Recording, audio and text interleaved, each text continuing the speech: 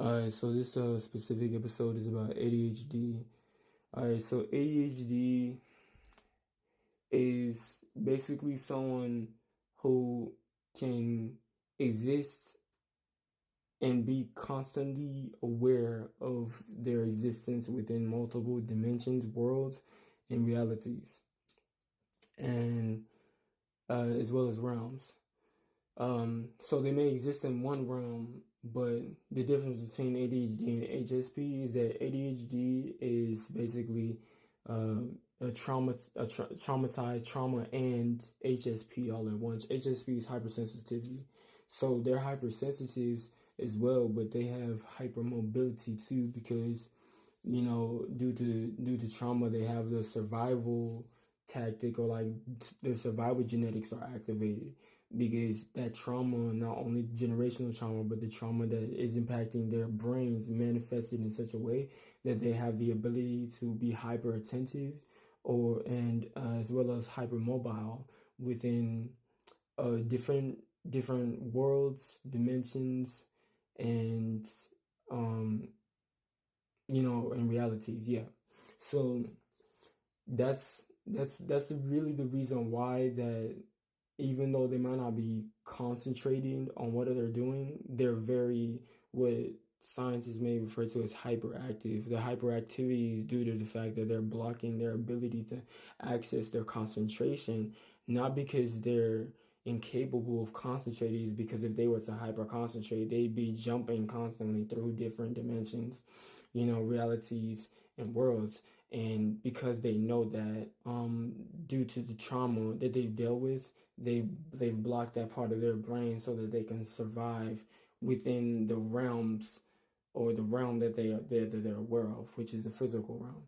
Whereas if they have and it's not that that either or has this ability or that ability, or has this, it's more so this is how they respond to the trauma. So one is hypermobile, the other one is hyper attentive. The hyper attentive, they're basically blocking themselves from accessing their hypermobility in the physical realm, like in the realm that they're in, so that they won't be as hyperactive. It's not that they don't have hypermobility, but it's like their hypermobility is calm. It's not hyperactive as much. So instead of moving constantly in the physical realm, they're moving constantly within the dimensions and worlds or realms within their mind. I mean, dimensions and worlds within their mind, yeah. And those dimensions and worlds, and as well as the realities that they exist in simultaneously. In those dimensions and worlds, they're like shifting constantly. They're constantly jumping and jumping and jumping. So they're like, this is not the same thing as world shifting.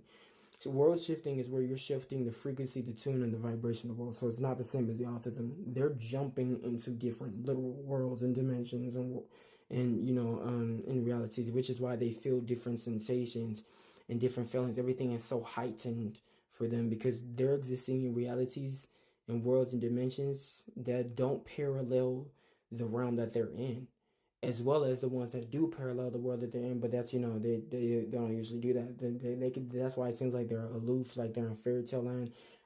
They're not zoned out, they're zoned in.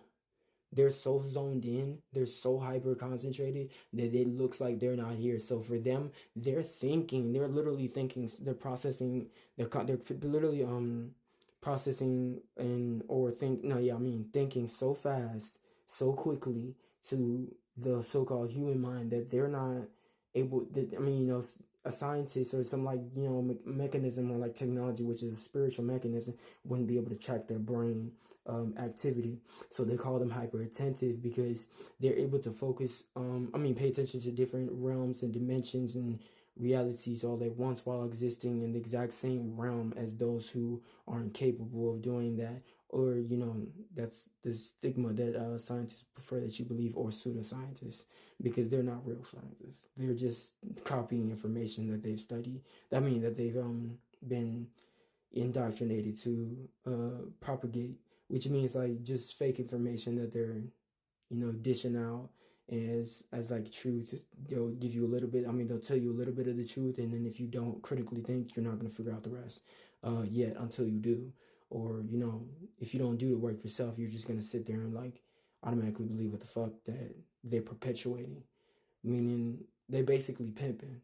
They're pimps in lab coats who fucking lie, who also basically just manipulate. They also just so yeah, they're manipulative pimp. They're manipulative pimps in lab coats, straight up.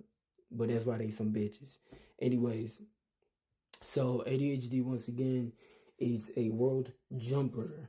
That motherfucker can speed like and if their vibration and frequency and radiation, they're very in tune with their radiation is, they're very in tune with their radiation, radioactivity, aka their aura, and their vibration. They can not only jump through worlds and dimensions and realms, but once they access that trauma, they'll be able to access their other abilities, because it's not that they don't have access to them. They're quite literally aware of it.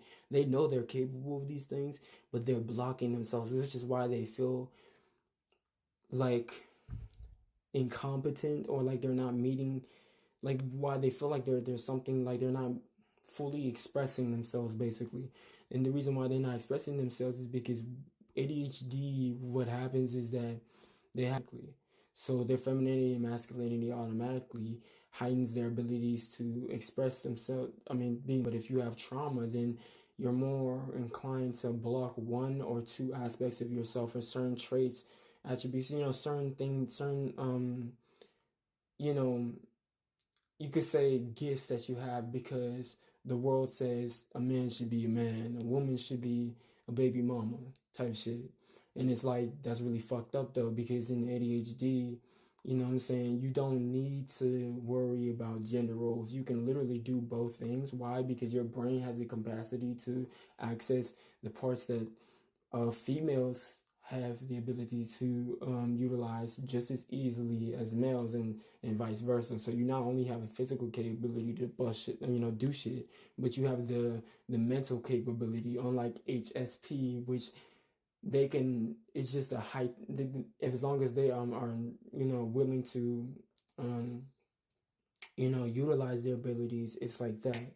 But with ADHD, they not only have the HSP, but they have the hypermobility, because ADHD is a genetic survival type of gift or tactic that the ancestors created, so that way, like, if one of if a descendant was ever in danger, they can reincarnate and deal with the issues a whole lot easier, not only in the lower, or actually what's truly called the shallower dimensions, but what humans might call the higher dimensions, aka what is truly called the deeper dimensions, all right, within the mind, which allows them to basically survive in an environment that's hostile. So it's basically a genetic hostile amplifier or implicator, because they're able to challenge themselves, not literally, but like figuratively speaking, to basically survive in environments that are hostile to their nervous systems, and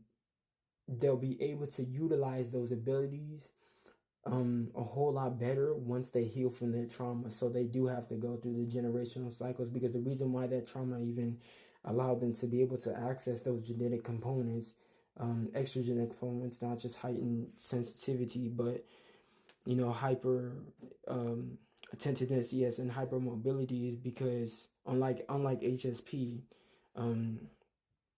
the thing is, the reason why that's important is because without that, they won't even accept that their hyper competency, as maybe some pseudo fucked up ass scientist might say, is what they can utilize to not only gain an advantage in getting out of the matrix, because they're not stuck in the matrix, they can just leave type shit. They literally exist within the real simulation, and they're so hyper concentrated in the real simulation, not the virtual reality, which humans refer to as the matrix, that they're just able to access them all simultaneously at once.